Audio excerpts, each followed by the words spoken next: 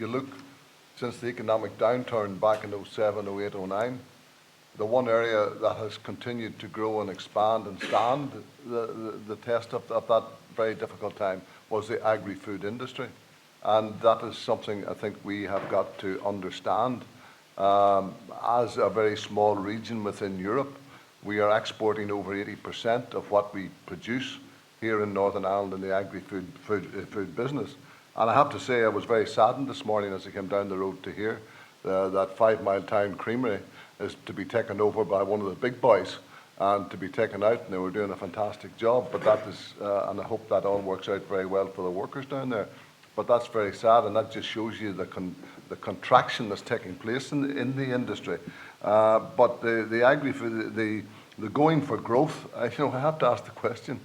It's sitting up there. It's over a year now since that report was brought forward, or it's about a year since that report was brought forward.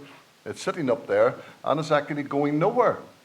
And we are told that this is one of the ways in which we are going to expand and develop the Northern Ireland economy. And why is it sitting up there? Why is the executive not doing more about it? Why are they not dealing with this? And, the other thing we've got to be very clear about, and Martina's party needs to understand this.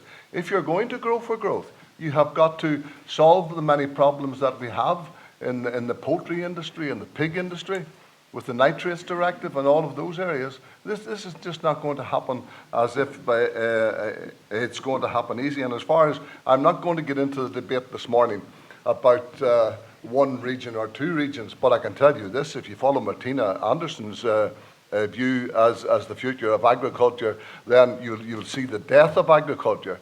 And I have to say, I believe that her party as the minister responsible for agriculture, should be bringing all the key players, the key movers and shakers in the industry together and trashing out the way forward that is equitable to everybody in Northern Ireland. I do not want to see massive winners out of the reform of the CAP, and I don't want to see massive losers, because that's the way we're going at the moment. And we're not taking the long-term best interests of Northern Ireland and what it can produce and the jobs it can create in the agri-food industry. We're not taking them on board. And, I have to be honest with farmers and say, can I tell you that the reform of the CAP will do away with red tape and bureaucracy? No, it won't. That's the harsh truth. And we've got to be truthful with people. But farmers are a very resilient people. They just want to know what's happening and time to readapt if they have to change. And it's like any other industry. And we have got to realise. And people talk about farmers and people say, oh, you MEPs, all you're good for is fighting for the farmers out there. But it is still almost 40% of the EU budget, and it is one of the biggest contributors to Northern Ireland, and it is one of the opportunities that will be there to create wealth and indeed develop jobs in Northern Ireland. So we've got to defend that, and you've got to see the farmer as the primary producer in an agri-food chain. Okay. He is the person who actually produces the product that actually creates the jobs off the farm, and that is the challenge to move forward to create a business that is sustainable in Northern Ireland. Thank you, Jim.